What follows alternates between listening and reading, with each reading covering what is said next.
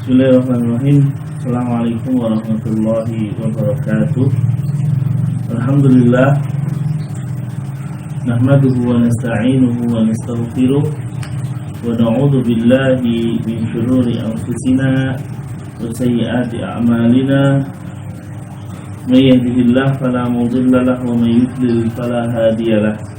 Asyhadu an la ilaha illallah wahdahu la syarika lahu wa asyhadu anna Muhammadan abduhu wa rasuluh sallallahu alaihi wa ala alihi wa ashabihi wa man sara ala nahjihi wa istanna bi sunnatihi ila yaumil liqa'ihi.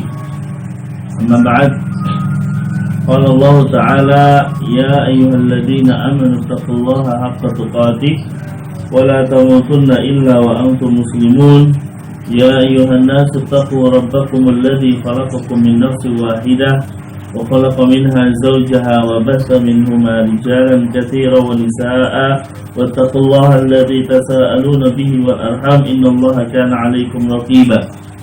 يا أيها الذين آمنوا اتقوا الله وقولوا قولا سديدا يصلح لكم أعمالكم ويغفر لكم ذنوبكم ومن يطع الله ورسوله فقد فاز فوزا عظيما. فإن أصدق الحديث كتاب الله وخير الهدي هدي محمد صلى الله عليه وسلم وشر الأمور محدثاتها فإن كل محدثة في الدين بدعة وكل بدعة ضلالة وكل ضلالة في النار. Ma'asyiral muslimin, para pemirsa akun Facebook Salatiga Mengaji yang semoga senantiasa diberikan kesehatan oleh Allah Subhanahu wa taala. Segala puji bagi Allah, senantiasa kita memujinya, menyanjungnya dalam setiap keadaan kita.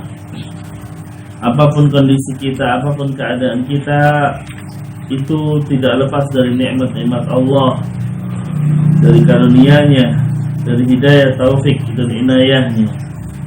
Maka bersyukurlah. Kemudian salawat dan salam tetap kita curahkan kepada beliau baginda Rasulullah sallallahu alaihi wasallam, pada keluarga beliau, para sahabatnya serta umatnya yang setia mengikuti beliau hingga akhir zaman.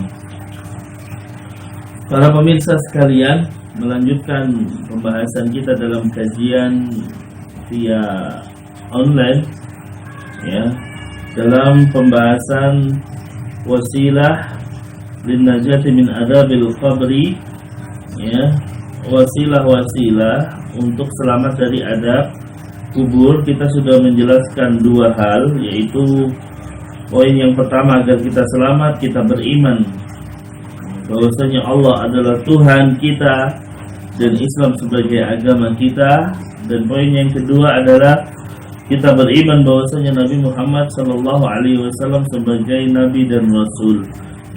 Masuk ke poin yang ketiga, agar kita selamat dari azab kubur.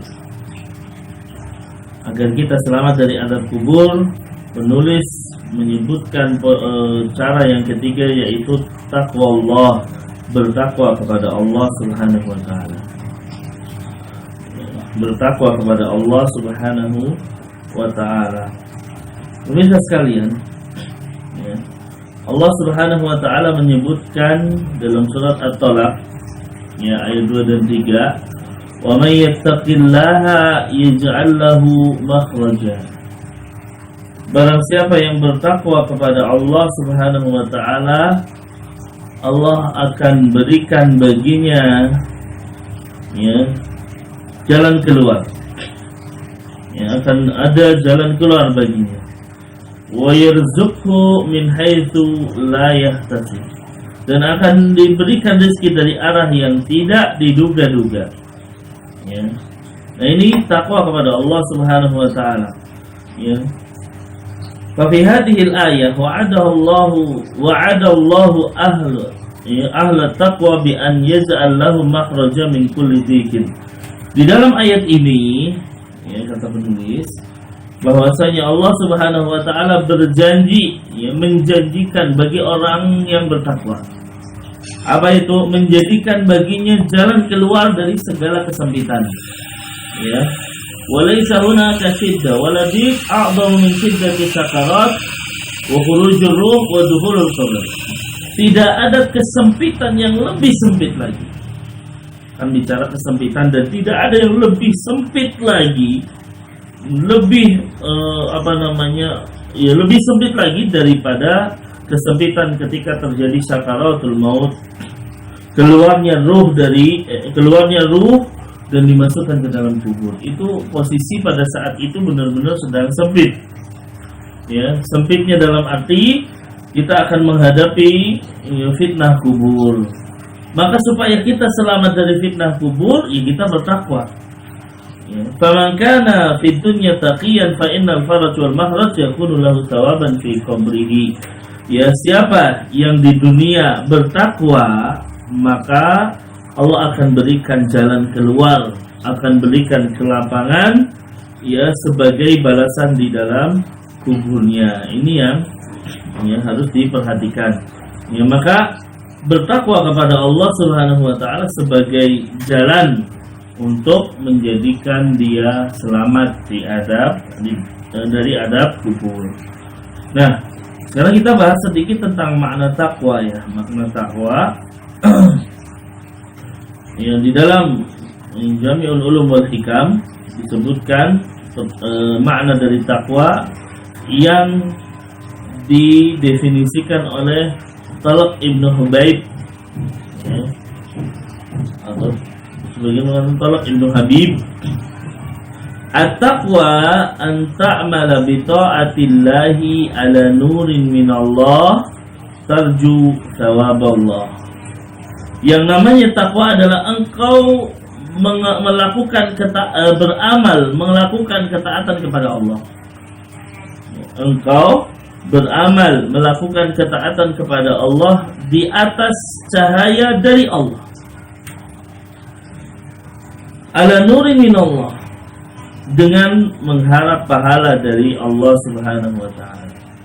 Ya, tarju thawaballah, dengan mengharap pahala dari Allah Subhanahu wa taala. Ini takwa. Ya, definisinya, wa antatruka ma'siyatallah ala nurin minallah takhafu iqaballah. Dan juga yang namanya takwa adalah engkau meninggalkan maksiat kepada Allah di atas cahaya dari Allah karena takut hukuman dari Allah. Ya. Ini definisi takwa. Ya, sebenarnya kalau secara garis besar sih, ya, takwa itu engkau melakukan, ya, segala perintah-perintahnya dan menjauhi segala larangan-larangan Allah Subhanahu wa taala. Itu makna takwa.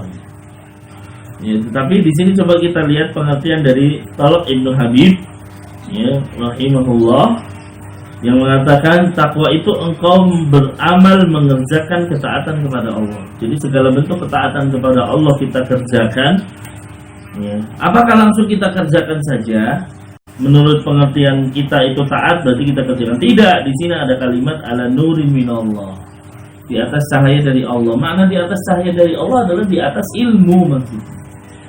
Jadi kita beramal itu bukan asal-asalan, ya, yang penting mendekatkan diri. Tapi ternyata itu nggak pernah dicontohkan oleh Rasulullah, oleh para sahabatnya. Tidak ada perintahnya di dalam syariat misalnya. Nah, ini jelas bukan sebuah ketakwaan. Ya, maka yang namanya takwa itu dia beramal ketaatan tapi dengan ilmu, didasari dengan ilmu. Ya, seseorang misalnya mau melakukan puasa, ya, nah, ini puasa ini bagus, ya, tetapi ternyata puasanya misalnya dengan cara, ya, pati geni, ya, pati geni itu berarti nggak buka gitu loh, 40 hari 40 malam. Ya, ini kan puasa bagus, ya memang bagus di situ-situnya. Tapi ketika dia mengamalkan satu dari pati geni, apakah ada dalilnya dari Nabi Shallallahu Alaihi Wasallam? Ya, untuk apa kamu puasa itu? Ya, saya ingin dapat kesaktian misalnya. Nah, ini kan biasanya fungsinya sudah, ya, tidak seperti yang diajarkan oleh Rasulullah Shallallahu Alaihi Wasallam. Maka yang namanya takwa itu dia beramal tapi ada ilmunya, ada dalilnya. Nah, ini yang menjadikan kita itu kenapa kritis gitu kan. Setiap ibadah harus ada dalilnya. Ya, kamu mau ngamalin ibadah ini, mana sih dalilnya? Nah, ini yang mungkin sebagian orang apa-apa kok dalil. Ya memang harus seperti itu. Ya, kita beramal harus dengan ya adanya perintah dari Allah dan Rasulnya. Karena harus diperhatikan ya pemirsa sekalian, al-aslu fil ibadati at-tahrim. Hukum asal ibadah itu haram. Hukum asal ibadah itu haram sampai ada dalil yang memerintahkannya. Tanpa itu maka hukumnya haram. Nah ini beda dalam hukum asal sesuatu ya. Al-aslu fil asya'i al-ibaha. Hukum asal sesuatu itu mubah, boleh silakan. Sampai ada dalil yang mengharamkannya. Ini hukum asal sesuatu. Tapi kalau dalam ibadah, hukum asalnya adalah diharamkan. Tidak boleh kita melakukan ibadah kecuali ada nggak dalilnya. Ya, ada nggak yang diperintahkan oleh Rasulullah Sallallahu Alaihi Wasallam. Nah ini, maka di sini ala nuri minallah, di atas cahaya dari Allah, di atas ilmu. Ya, maka ini urgensi bagi kita untuk belajar. Urgensi bagi kita untuk senantiasa ya memperdalam ilmu.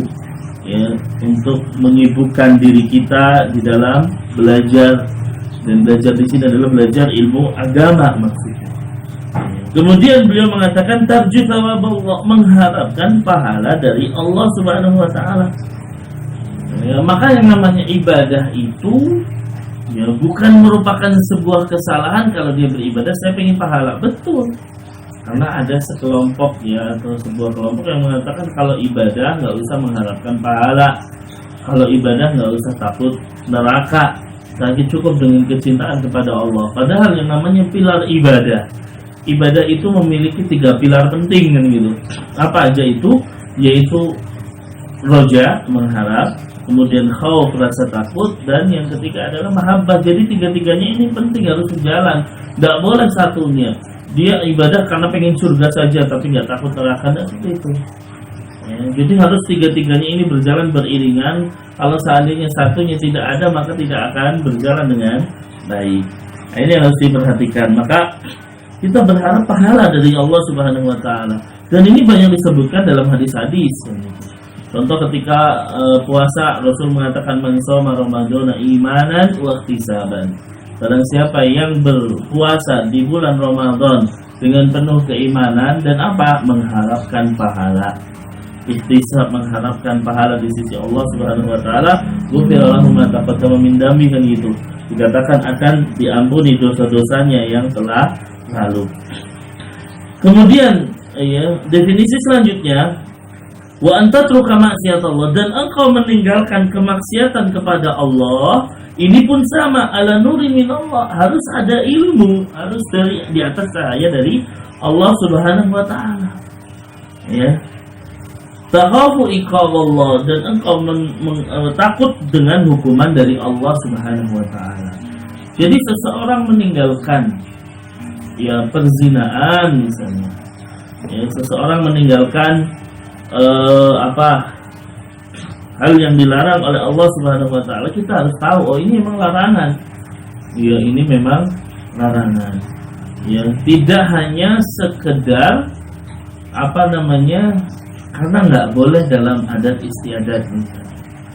Ternyata dalam adat istiadat ini adalah hal yang tidak diperbolehkan. Ya, tetapi ternyata dalam syariat hal ini boleh. Ya, boleh kan gitu. Maka ini yang akan bisa menjadikan kita amar ma'ruf nahi munkar dengan ilmu juga. Karena bisa jadi ya contoh lah, seseorang melakukan hal yang menurut kita adalah hal yang tidak diperbolehkan, tapi dalam syariat ternyata itu adalah hal yang memang dibolehkan. Ya, seperti itu.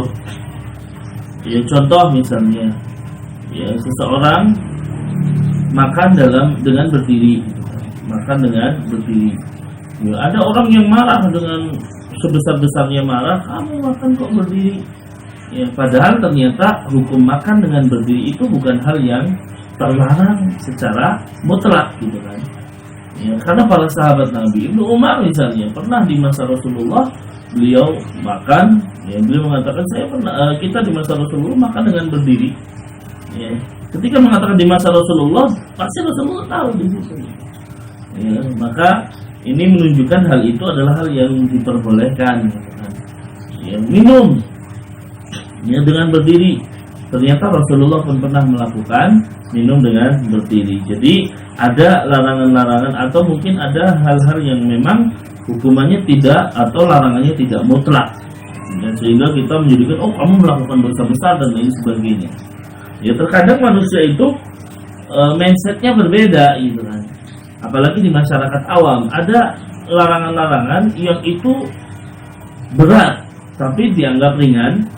Cuman ketika sesuatu yang mungkin di bawahnya hal itu menjadi suatu hal yang berat. Contoh saja, seseorang ketika dia berzina, ya, atau mencuri mungkin atau membunuh itu, ya, ketika diketahui dalam satu desa dia akan marah.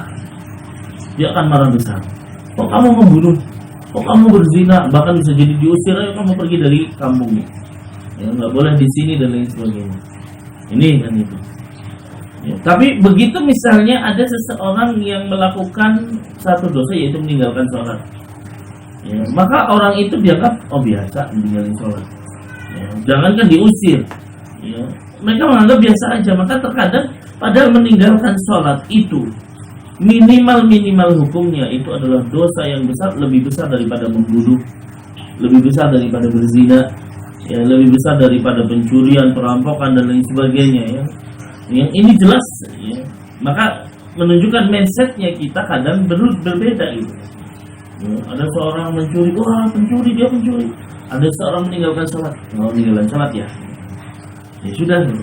Apalagi kadang melakukan kesyirikan, itu dianggap biasa gitu. Ya, dianggap biasa, naudzubillah. Maka ini yang harus diperhatikan. Yang namanya meninggalkan kemaksiatan kepada Allah itu harus di atas ilmu, ya, di atas cahaya dari Allah Subhanahu wa taala. Ya, bukan sekedar dia ini dilarang dan lain sebagainya. Dan ini juga karena takut hukuman dari Allah Subhanahu wa taala. Ya, dia takut untuk dihukum. Ya, para ulama mengatakan ta'rif tadi, pengertian ini adalah pengertian yang paling lengkap. Ya, kenapa? Ya, karena memang tercakup adanya amal soleh dan meninggalkan kemaksiatan di atas dasar ilmu. Jadi inti takwa itu kita melakukan perintah Allah dan menjauhi larangan-larangan Allah dengan ilmu. Ya, wadzalika yakunu bil ilmi, dan yang namanya ketakwaan itu bisa terwujud dengan ilmu. Ya. Baik. Ini makna dari ketakwaan kepada Allah Subhanahu wa taala. Ya, jadi ya, kalau kita ingin selamat di azab kubur adalah kita bertakwa. Ya, melakukan ketakwaan kepada Allah Subhanahu wa taala. Ya. Ya, jadi di dalam syariat ada perintah dan ada larangan. Nah, ini yang harus kita pelajari. Ya, kita mempelajari perintah-perintah Allah Subhanahu wa taala, di sisi lain kita juga mempelajari larangan-larangan Allah Subhanahu wa taala. Ini harus kita seimbang. Makanya kita dalam belajar ilmu agama kan prioritaskan yang paling tinggi atau yang paling utama, yaitu misalnya tauhid. Tapi di sisi lain kita juga hendaknya belajar misalnya tentang al-kabair, dosa-dosa besar. Ya, kenapa kita perlu mengetahui hal-hal yang buruk juga? Ya, karena khawatir kita terjatuh di situ.